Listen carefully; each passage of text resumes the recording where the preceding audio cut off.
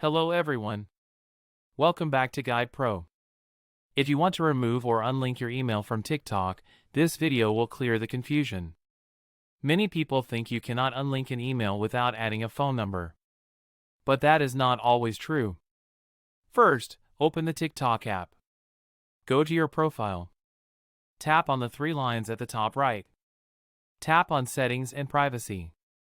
Tap on Account. Then tap on Account Information.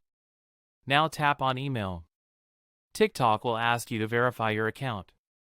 Enter the code sent to your current email address. After verification, you will see two options. You can either change the email or tap on Unlink Email. Tap on Unlink Email. It will ask for confirmation. Confirm it.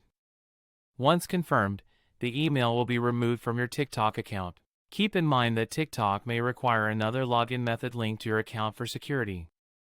If Unlink option does not appear, update your TikTok app to the latest version.